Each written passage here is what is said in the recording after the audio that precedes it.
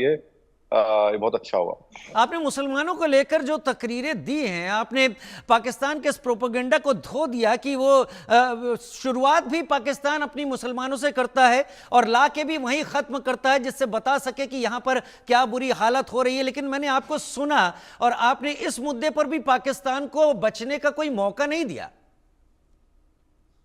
बल्कि आज जो स्टेटमेंट बिलावल जी जरदारी जी भुट्टो ने दिया जी। कि वो तो बकवास कर रहे हैं, तो भाई अगर आप अपने ही देश में बलूची को मारो तो बलूची क्या मुसलमान नहीं है? आप अफगानिस्तान में तालिबान की सरकार है, आप उनके आउटपोस्ट पर उनको मारकर उनको जान ले रहे हैं, वो मुसलमान नहीं है? ईरानियन बॉर्डर आउटपोस्ट पर आप गोली चलाते हैं, तो क्या वो मुसलमान नहीं है? तो उनको ये कोई हक हासिल नहीं है कि वो भारत के मुसलमानों के बारे में बात करें।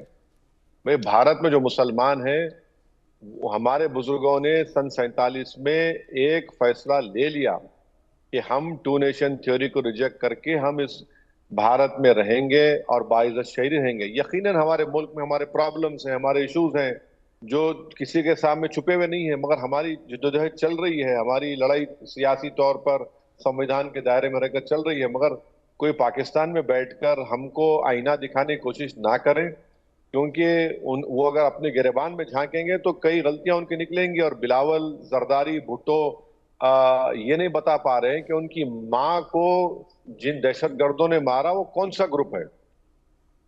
वो जिस यूनाइटेड नेशन में बैठकर ये आज ये बात कहे हैं, उनकी मां की, उनकी वालिदा की मौत के बाद यूनाइटेड नेशन ने एक प्रोब एजेंसी को भिजाया। हम्म। उन्होंने कहा कि पाकिस्तान की इन्वेस्टिगेशन शॉडी थी। उन्होंने कहा कि जिस सीन ऑफ ऑफेंस था उसको पाकिस्तान के 2 ऑफिसरों ने पानी से धो दिया। और फिर जो जरदारी के जो चीफ एडवाइजर थे उनकी फायरिंग में मौत हो गई। जो मोहतरमा बेनजीर भुट्टो का जो सिक्योरिटी एडवाइजर था, उस सिक्योरिटी इंचार्ज था, उसकी मौत हो गई। अरे भाई, आप अपनी वालदा की मौत जो दहशत गर्दों ने की उसके बारे में नहीं बता पा रहे हैं आप, और आप बता रहे हैं, उंगली दिखा रहे हैं। आपने मुशर्रफ पे इल्जाम लगा दिया, मुशर्रफ भाग गया पाकिस्तान छोड़ के। ये तो अहमकाना गुफ्तगू कर रहे हैं वो। और ये अहमकाना गुफ्तगू तो अभी भी जारी है। यही बिलावल भुट्टो जरदारी कह रहे थे कि अगर पानी नहीं बहा तो उनका खून बहेगा। आज वही जाकर यूएन में कह रहे हैं कि हमें बातचीत की पेशकश है, हम बातचीत के लिए आगे बढ़ने की बात कर रहे हैं। आप इसी मुद्दे को सबको एड्रेस कर रहे थे। क्या पाकिस्तान वाकई बातचीत करना चाहता है? इतने दिनों आप जो इतने कंट्रीज में रहे, हमारे जो डेलिब्रेशंस इन ममालिक में हुए, हमारे इंटरलॉक्यूटर से जब उन्होंने हमसे पूछा कि बातचीत आप क्यों नहीं करते, हमने उनको समझाया कि 26/11 का जब हादसा हुआ था, जिसमें पाकिस्तान से आतंकवादी आकर मुंबई की सड़कों पर, वीटी स्टेशन पर, 5 स्टार होटल में खून की होली खेल रहे थे, उसके बाद हमने पाकिस्तान को, हमारे इंडियन इन्वेस्टिगेटर्स जाकर पाकिस्तान के इन्वेस्टिगेटर्स को डीएनए सैंपल्स दिए, वो ऑडियो रिकॉर्डिंग्स पेश किए जो पाकिस्तान के हैंडलर्स पाकिस्तान में बैठकर इन आतंकवादियों से कह रहे थे कि अपनी जान दे दो और गोली मारो और लोगों की जानें लो। मगर वो कुछ हुआ ही नहीं ना, उसका हासिल कुछ नहीं हुआ। और वहां पर एक जकीउर रहमान लखवी टेररिस्ट जो इस 26/11 में पकड़े गए थे, वो तो जेल में रहकर बच्चा पैदा किए। फिर पठानकोट हुआ, हमने नरेंद्र मोदी सरकार के फैसले पर तनकीद की, क्रिटिसाइज किया, कैसे आपने आईएसआई को पठानकोट के एयरबेस से बुलाया। उसके बाद भी कुछ नहीं हुआ।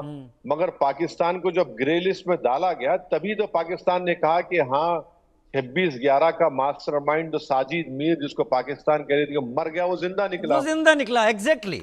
हाँ, तो फिर इसीलिए हम उनको इम्प्रेस किए, उनको समझाए, उनसे रिक्वेस्ट किए कि आप इस बात को देखिए कि अगर आप आतंकवाद के हमने बताया रियाद में कि रियाद में 2003 मई में अलकायदा ने रियाद पर हमला किया, वहां पर 40 लोगों की, करीब 40 लोगों की मौत हुई। चंद साल पहले हूतियों ने आरएमको, जो बहुत बड़ा ऑयल का सऊदी अरेबिया किंगडम का बहुत बड़ा ऑफिस है, वहां पर मिसाइल उन्होंने दाग दिया।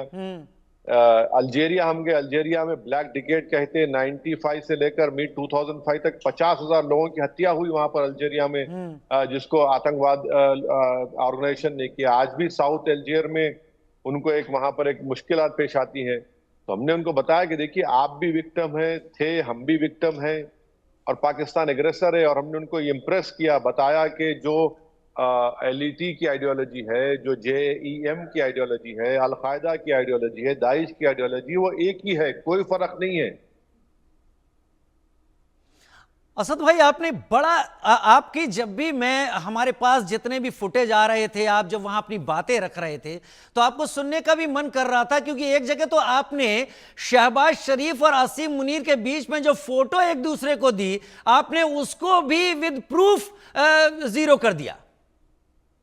हाँ, ये तो अच्छा मौका हमारे हाथ को आया था, क्योंकि एक मुल्क का फील्ड मार्शल अपनी झूठी कामयाबी को दिखाने के लिए पूरी दुनिया के सामने जो पेंटिंग पेश करता है, वो अपनी पेंटिंग नहीं है, वो चीन की पेंटिंग है, और वो चीन के मिलिट्री ड्रिल की थी। तो हमको दुनिया को बताने में बड़ी आसानी हो गई कि ये तो झूठ का मलबा है, ये झूठ की फैक्ट्री है ये, और इनकी बात का कोई यकीन नहीं करना चाहिए। माने एक तस्वीर तक सही तौर से नहीं दे सकते। तो इसीलिए हमने कहा कि आपको यकीन करना है तो भारत सरकार के जो स्पोक्स पर्सन है उनकी बात को सुनिए। पाकिस्तान झूठ का एक प्रोपेगेंडा कर रहा है, पाकिस्तान झूठ बोलता है मुसलमान और इस्लाम का नाम लेकर, इसलिए हमको उनकी बात पे यकीन नहीं करना चाहिए। ये तस्वीर का झूठ तो इससे पहले भी कर चुके हैं यूएन में, जब पाकिस्तानी डेलीगेट ने कहीं और की तस्वीर दिखाकर कश्मीर का मुद्दा उठाने की कोशिश की थी। लेकिन असद भाई, आपको कोई ऐसा वाकया याद है जो आपको सबसे टफ लगा हो, या कोई ऐसा क्वेश्चन आपके सामने आया हो जो ट्रिकी क्वेश्चन आपके सामने रख दिया गया हो? नहीं, देखिए, ये आसान बात तो किसी के लिए नहीं था कि आप एक फॉरेन कंट्री में जाकर वहां पर अपनी बात रख रहे हैं, उनके सवालात वो पूछ रहे हैं, उनके जवाबात हमको देना पड़ता था।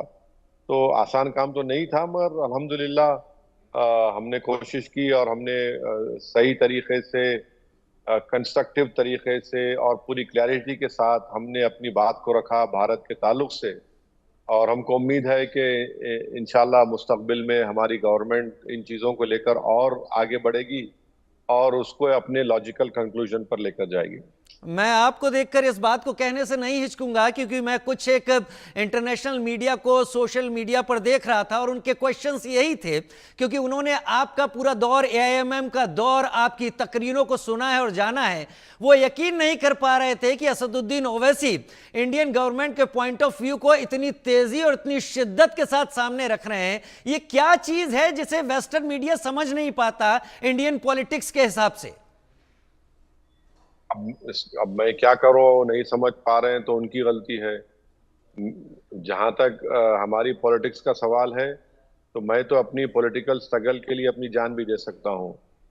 जहां पर मुल्क का मामला है तो जाहिर है मेरे मुल्क की मोहब्बत इन तमाम चीज़ों से आला होती है। तो हम तो अपने मुल्क के लिए बोलते आए हैं। यकीनन मुझे इस बात का इकरार भी करना पड़ेगा कि हमारे मुल्क में बहुत से मुश्किलात, मसाइब हमको पेश आते हैं, चाहे वो मोदी सरकार के गलत कानून बनाना वक्फ के ऊपर हो, SCAA के ऊपर हो, या फिर जो मॉब लिंचिंग होती है, या फिर जो बुलडोजर का सेलेक्टिव इस्तेमाल होता है। तो ये चीजें हैं। हमारी लड़ाई चलती थी, चल रही है और चलते रहेगी। आइडियोलॉजी पर कोई कॉम्प्रोमाइज नहीं होगा, इंशाल्लाह नहीं होगा। मगर जहां पर देश की सालमियत का टेररिज्म को अटैक करता है, तो यकीनन हमको तो खड़े होकर एक आवाज में बोलना पड़ेगा। और आपकी तारीफ इस बात की भी है, इससे पहले कि मैं आपसे विदा लूं, कि आप हमेशा हर चीज को कॉन्स्टिट्यूशन के दायरे में रखकर अपनी बात की बात करते हो। यही आपने प्रूव भी किया है। नहीं तो ये जो हमला भी हुआ है वो आर्टिकल 355 के तहत हुआ है कॉन्स्टिट्यूशन के, कि अगर कोई एक्सटर्नल हमला करता है किसी प्रदेश में तो सब भारत सरकार की जिम्मेदारी है। तो हमने जवाब दिया है और 9 उन मुकामात को हमने सेलेक्ट किया जो यूनाइटेड नेशन के प्रोस्क्राइब ऑर्गेनाइजेशन है। ना कोई सिविलियन पे हमला हुआ, ना कोई मिलिट्री पर हुआ। फिर पाकिस्तान ने बाद में 8 तारीख को हिमाकत की, तो हमारी फौज ने बेहतरीन उसका जवाब भी दिया। असदुद्दीन ओवैसी एआईएमआईएम के राष्ट्रीय अध्यक्ष, नकीब मिल्लत और असद भाई के नाम से जाने जाने वाले, कभी फास्ट बॉलर रहने वाले, अपनी बॉलिंग, अपनी बातों से उन्होंने सबको धराशायी किया। असद भाई, बहुत शुक्रिया, आपने वक्त निकाला, हमारे साथ आप जुड़े। और इसी के साथ एक छोटा सा ब्रेक, जल्द हाजिर होते हैं। आपका पसंदीदा चैनल